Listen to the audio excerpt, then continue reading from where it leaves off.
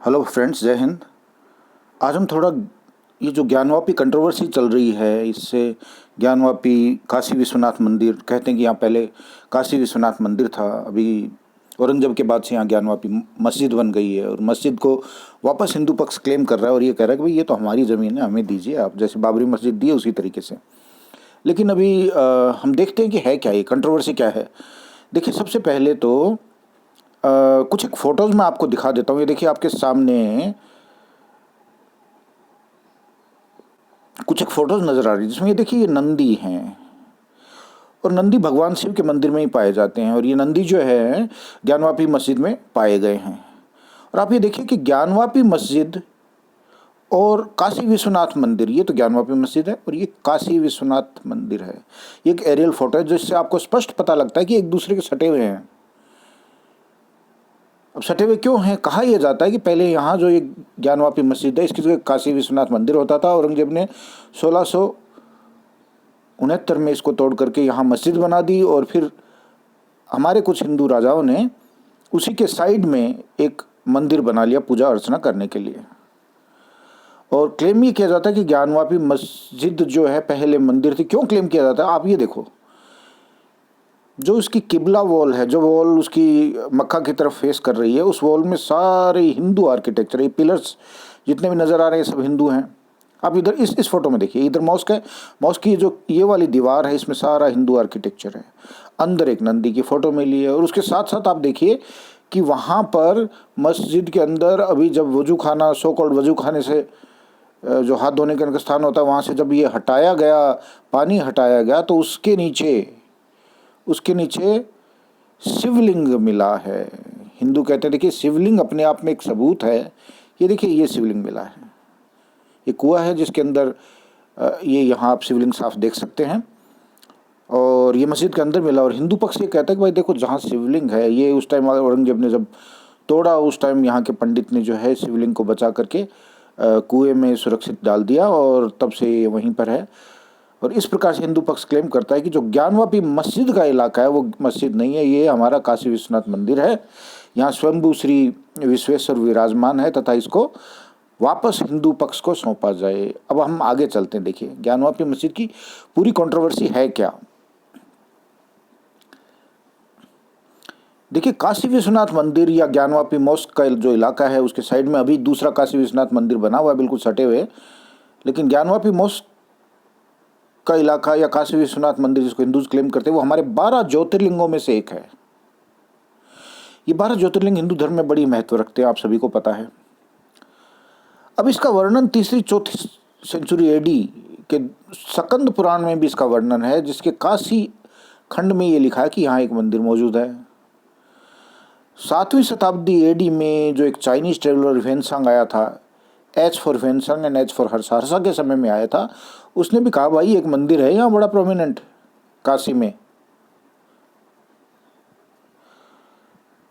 हिंदू समाज ये कहता है कि काशी विश्वनाथ मंदिर जो है वो चंद्रगुप्त द्वितीय यानी चंद्रगुप्त विक्रमादित्य के समय चंद्रगुप्त विक्रमादित्य ने बनाया था और तब से ये यहाँ पर एग्जिस्ट करता था। लेकिन बीच बीच में आतताओं ने, मुस्लिम शासकों ने इसे तोड़ा, उसे बार बार बनाने की वापस कोशिश की गई। अब इस तथ्य के बारे में कि विक्रमादित्य ने बनाया नहीं था या नहीं था, इसका कोई हिस्टोरिकल एविडेंस जरूर नहीं है। एनीवे, आगे चलते हैं। अगर आप देखो किस मंदिर को बार बार तोड़ा गया और बार बार बनाया गया, देखिए इसकी हिस्टोरिकल क्रोनोलॉजी हम एक बार देखते हैं। 1994 में कुतुबुद्दीन ऐबक जो था, जो कि स्लेव था, गुलाम था किसका? मोहम्मद गौरी का। उसने कन्नौज के राजों को हराने के बाद इस मंदिर को तोड़ा 1994 में। 1230 एडी में एक गुजराती व्यापारी था, बड़ा धनाढ्य था, और उसने मंदिर को दोबारा से बनाया। 15वीं शताब्दी में हुसैन शर्की या सिकंदर लोदी, इन दोनों में से फिर इस मंदिर को डिस्ट्रॉय करने की कोशिश की गई, तोड़ा गया।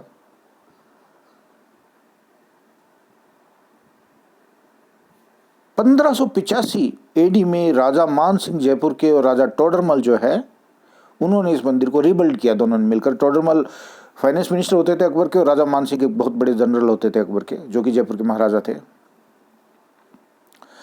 17वीं शताब्दी एडी में राजा वीर सिंह देव ने फिर इसको रिफर्बिश, दोबारा से इसको ठीक ठाक करने की कोशिश की गई। और सबसे बड़ा नुकसान हमारे महाशय, महाशय में थोड़ा सरकास्टिकली कह रहा हूँ, जिनको दूसरे धर्मों से बड़ी नफरत थी, औरंगजेब आलमगीर ने जो है 1169 एडी में, I stand corrected girl, 1669 AD 1669 AD में 1669 एडी में इसको औरंगजेब ने इस मस्जिद को डिस्ट्रॉय कर दिया। और औरंगजेब ने इसको मंदिर को डिस्ट्रॉय किया और उसकी जगह एक मस्जिद बना दी, ज्ञानवापी मस्जिद। अब ज्ञानवापी इसको क्यों कहा जाता है? एक ज्ञानवापी मतलब कुआं, यहाँ है ज्ञान का कुआं है, जिस कुएं में अभी जो है शिवलिंग प्राप्त हुआ है। इसको करेक्ट कर लीजिए, ये 1669 है। और उसके बाद क्या हुआ कि 1681 से 1743 एडी के बीच में जयपुर के राजा जयसिंह द्वितीय, जिन्होंने जयपुर बसाया, उन्होंने भी इसके साइड में एक मंदिर बनवा दिया, इस मस्जिद के साइड में एक मंदिर बनवा दिया, जो कि अभी एग्जिस्ट कर रहा है। 1742 में एडी में मल्दर राय होलकर, वो इस मस्जिद को तोड़ करके और इसकी जगह एक मंदिर बनाना चाहते थे, लेकिन नवाब ऑफ अवध के इंटरवेंशन की वजह से नहीं बना पाए। उनकी बेटी थी रानी अहिल्याबाई होलकर। 1780 में रानी अहिल्याबाई होलकर ने इस मस्जिद के साइड में, जो आज की स्थिति में मंदिर मौजूद है, जो काशी विश्वनाथ मंदिर है, उसको बनाने का कार्य किया। अब 1809 एडी में हिंदू पक्ष ने अंग्रेजों के शासन के दौरान अपने पॉइंट को रेज किया कि भाई यहाँ मंदिर था, आप यहाँ हमें मंदिर की जगह दे दीजिए। लेकिन अंग्रेज तो अंग्रेज ही थे, उन्होंने हिंदुओं की बात को नहीं सुना। 1991 में जब बाबरी मस्जिद का इशू चल रहा था, बहुत जोर शोर पर था, उस दौरान जो है हिंदू साइड ने एक पिटीशन दायर की। कहाँ? वाराणसी के सिविल कोर्ट में। बाबरी मस्जिद तो अयोध्या में थी, वाराणसी के सिविल कोर्ट में ये पिटीशन दायर किया कि भाई ये हिंदू साइट है, ज्ञानवापी मॉस्क, और यहाँ पर हिंदू मंदिर काशी विश्वनाथ बनाने की या पूजा अर्चना करने की इजाज़त दी जाए। 1997 में वाराणसी ने सिविल कोर्ट ने कहा कि भाई प्लेसेज ऑफ वर्शिप एक्ट 1991 जो है, उसके अनुसार किसी भी धार्मिक स्थल का आज़ादी के बाद उसके प्रकृति में, उसके कैरेक्टर में परिवर्तन नहीं किया जा सकता, इसलिए हम इस केस पे कुछ नहीं कर सकते। अब देखिए 1997 से लेकर के आज तक ये केस अटका हुआ है, देखते जाइए कैसे।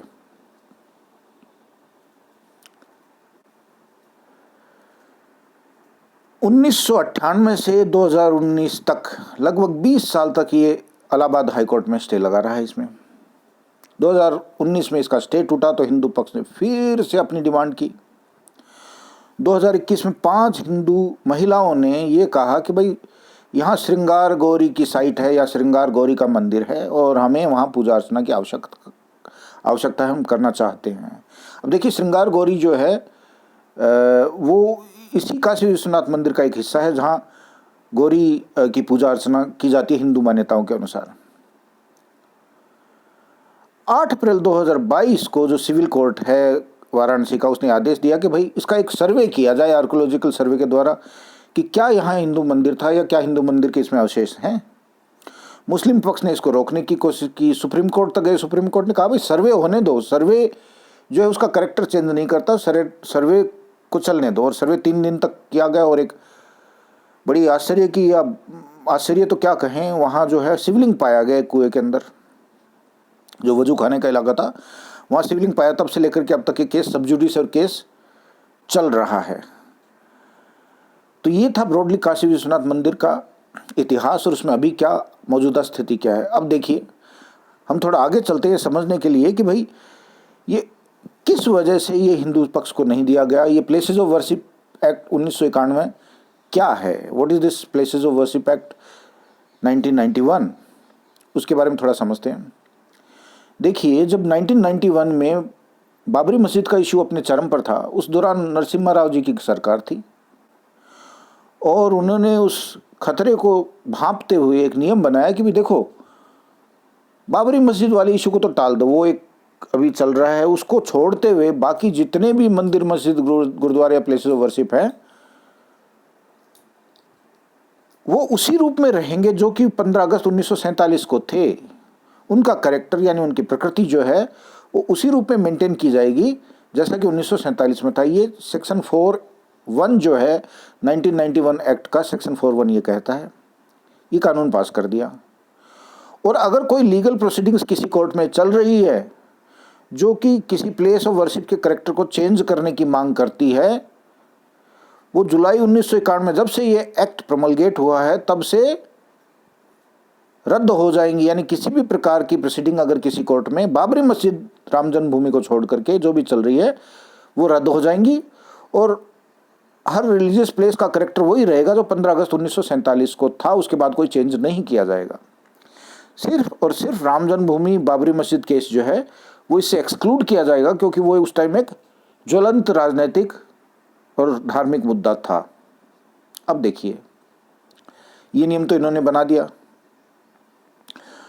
सेक्शन 4(1) में तो ये कहा गया इस नियम के कि भाई यथास्थिति जो है 15 अगस्त 1947 जिस दिन देश आज़ाद हुआ उसकी यथास्थिति बनी रहे। उसका सेक्शन 4(2) ये कहता है 1991 एक्ट का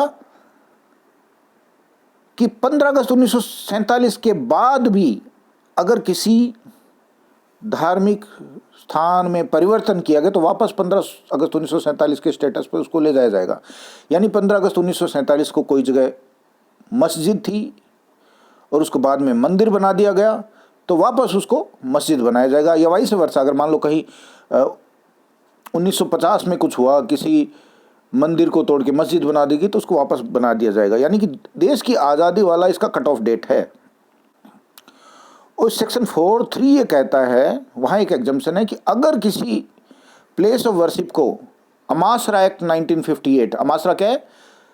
ancient monuments and archaeological sites and remains act, यानी अगर कोई चीज़ आर्कियोलॉजिकल साइट डिक्लेयर कर दी जाती है तो उस प्लेस ऑफ वर्शिप जो है वो 1991 एक्ट से एग्जम्प्ट होगा। यानी 1991 का एक्ट उस पर लागू नहीं होगा जो चीज़ें आर्कियोलॉजिकल सर्वे ऑफ इंडिया के अंडर में प्लेस कर दी जाती है। अमासरा एक्ट 1958 के तहत after declaring damage archaeological sites, तो उस पर 1991 का एक्ट लागू नहीं होगा और उसको आर्कियोलॉजिकल सर्वे मेंटेन करेगा। अब ये अमासरा एक्ट 1958 है क्या? ये एक्ट यह कहता है कि कोई भी चीज़ जो 100 साल से पुरानी हो, अगर उसका हिस्टोरिकल आर्कियोलॉजिकल इंपॉर्टेंस है तो उसको आर्कियोलॉजिकल सर्वे ऑफ इंडिया अपने अधीन, अपने अंडर कर सकता है और उसका मेंटेनेंस वो करेगा। हालांकि उसका कैरेक्टर चेंज नहीं होगा लेकिन वो आर्कियोलॉजिकल सर्वे ऑफ इंडिया के अंडर में चली जाएगी। तो इस एक्ट का फायदा उठा करके भी गवर्नमेंट जो है इसको एक बार आर्कियोलॉजिकल सर्वे ऑफ इंडिया के अंडर में कर सकती है, फिर किसी ट्रस्ट को दे सकती है। लोग ये भी अप्रहेंड कर रहे हैं। अन्यथा किसी भी चीज़ का कैरेक्टर 1947 15 अगस्त 1947 आज़ादी के दिन जैसा था वैसा रहेगा, ये 1991 का कानून कहता है। अब देखिए, ठीक है, ये कानून तो ये कहता है। हिंदू पक्ष ये कहता है कि भाई ये आपका 1991 का एक्ट ही गलत है। एक्ट गलत कैसे है? हिंदू पक्ष ये कहता है कि आर्टिकल 25 और 26 जो कि fundamental rights, freedom to pray and perform religious practices, कि आप अपनी धार्मिक मान्यताओं को परफॉर्म कर सकते हैं, अपनी पूजा पाठ अर्चना कर सकते हैं, वो फंडामेंटल राइट है 25 और 26 में। और संविधान का आर्टिकल 32 ये कहता है कि कोर्ट की ये जिम्मेदारी है कि फंडामेंटल राइट्स को एनफोर्स करे, उनको लागू करे। तो हम आर्टिकल 32 के तहत कोर्ट को ये कहेंगे, हमारी 25-26 में हमारा ये अधिकार है कि हम काशी विश्वनाथ मंदिर में पूजा अर्चना करें तो हमें वो इलाका दिया जाए। और ये 1991 का जो कानून है वो फंडामेंटल राइट्स, मूलभूत अधिकारों का हनन करता है। और अगर सुप्रीम कोर्ट चाहे तो आर्टिकल 142 के तहत किसी भी ऐसे कानून को जो कि मूलभूत अधिकारों का हनन करता है उसको अल्ट्रा वायरस, उसको रद्द कर सकता है। तो इस कहानी का, इस घुंडी का फायदा उठा करके भी अगर चाहे सरकार और सुप्रीम कोर्ट तो इसमें फैसला दे सकती है। तो ये मोटे तौर पर दोस्तों था कि क्या है ज्ञानवापी और काशी विश्वनाथ मंदिर का इशू, उसकी मौजूदा कानूनी स्थिति क्या है, अमासरा एक्ट क्या है और प्लेसेस ऑफ वर्शिप एक्ट 1991 क्या है। ये सब आपको मैंने समझाने की कोशिश की है। धन्यवाद।